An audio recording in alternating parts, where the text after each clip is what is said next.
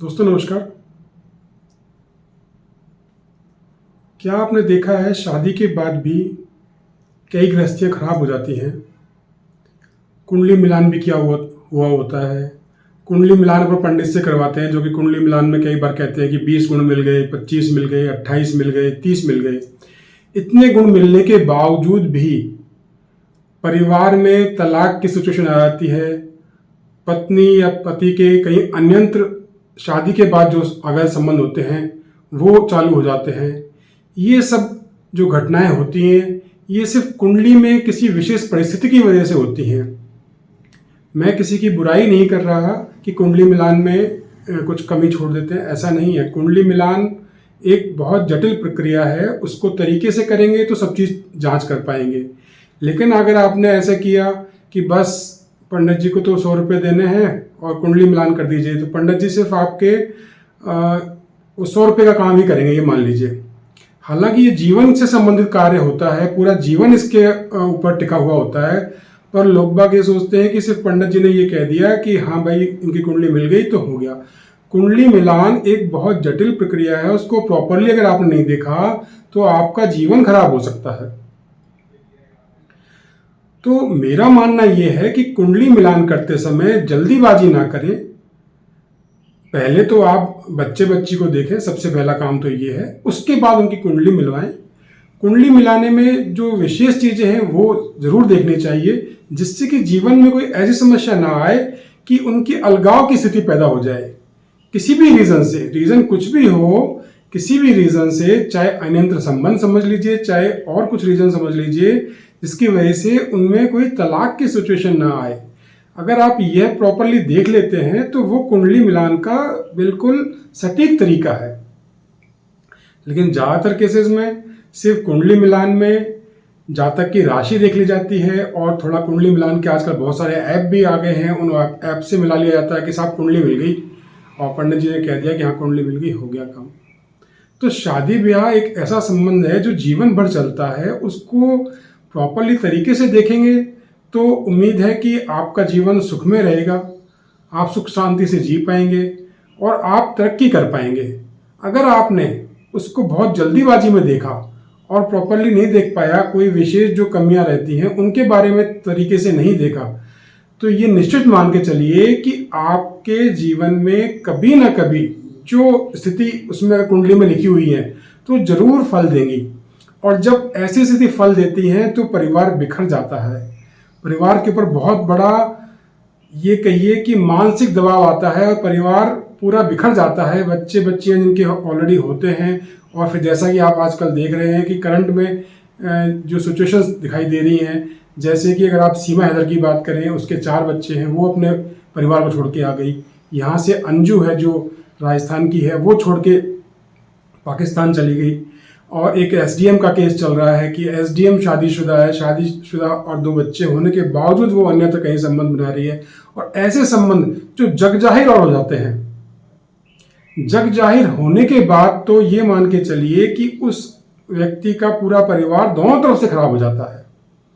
तो ऐसे परिस्थिति ना आए तो विशेषकर कोशिश करना चाहिए कि इनको देख लेना चाहिए। इनके लिए कुछ विशेष योग होते हैं जिनको देखना बहुत जरूरी होता है। उनमें से एक योग की चर्चा करेंगे जो इस तरह की परिस्थिति पैदा करता है और जातक को ऐसी परिस्थिति में बांध देता है कि जातक ना चाहते हुए भी ऐसे कर्म कर देता है। तो यह बहुत सिंपल तरीका है, इसको आप आराम से देख सकते हैं। इसमें किसी विशेष पंडित जी के पास जाने की आपको जरूरत नहीं है, आप कुंडली में इसको देख सकते हैं। कैसे देखेंगे? ये आप कुंडली देख पा रहे हैं, इस कुंडली को देखिए, ये एग्जाम्पल कुंडली है। ऐसा नहीं कि ये सभी के लिए सेम कुंडली होगी, ये एग्जाम्पल कुंडली है। इसमें देखिए क्या देखना है। एग्जाम्पल कुंडली देखने से पहले आपसे अनुरोध करेंगे कि अगर आप सटीक इन्फॉर्मेशन चाहते हैं कुंडली के बारे में, अगर आप सटीक इन्फॉर्मेशन जानना चाहते हैं तो आप हमसे संपर्क भी कर सकते हैं, और कोई आपको वैसे विशेष क्वेश्चन हो तो आप हमसे पूछ भी सकते हैं। आपसे अनुरोध है कि ऐसे वीडियो बनाने के लिए और ऐसे वीडियो सुनने के लिए आप हमारे चैनल को सब्सक्राइब करें और वीडियो को लाइक करें। और अंत में अगर आपको ये हमारी सब चीज़ अच्छी लगती है, समझ में आती है, तो कमेंट बॉक्स में ज़रूर लिखें। चाहे जय जय श्री राम लिखें तो हम समझेंगे कि आपको ये अच्छा लगा, और चाहे तो आपके कमेंट भी आप लिख सकते हैं। चलिए शुरू करते हैं। आप एग्जाम्पल कुंडली देख पा रहे होंगे। ये एग्जाम्पल कुंडली जो है, इसमें आपको देखना है कि आपको लग्न चार्ट देखना है। आपका जो लग्न चार्ट होता है, जिसको जन्म कुंडली बोलते हैं, लग्न चार्ट देखना है। लग्न चार्ट के 12वें हाउस में आप इस कुंडली में देखिए, 12वें हाउस में एरो का निशान लगा के आपको बताया गया है, वो देख लीजिए। वो 12वां हाउस होता है। लग्न पहला हाउस होता है, और पहले से चालू करेंगे तो 12th हाउस, यानी लग्न से पहले वाला हाउस, ये 12th हाउस होता है। इसको 12वां भाव बोलते हैं, 12वां घर भी बोलते हैं, और कई नामों से जाना जाता है। लेकिन आपको सिर्फ ये देखना है कि 12वां घर, जो 12वें घर में है, वहां पे कौन सा ग्रह बैठा है। अगर स्त्री कुंडली में, ये विशेषकर मैं स्त्री कुंडली की बात कर रहा हूं, अगर स्त्री कुंडली में 12वें घर में गुरु की राशि बैठी है, गुरुदेव बैठे हुए हैं, सिर्फ आपको घर देखना है। लग्न कोई सा भी हो, लग्न से कोई लेना देना नहीं है, सिर्फ ये देखना है आपको फर्स्ट हाउस में क्या लिखा है उससे कोई मतलब नहीं है, ठीक है। आपको ये 12th हाउस जो मैंने एरो करके दिखा रखा है, इसको देखना है। इस 12th हाउस में कहीं गुरुदेव की प्लेसमेंट तो नहीं है।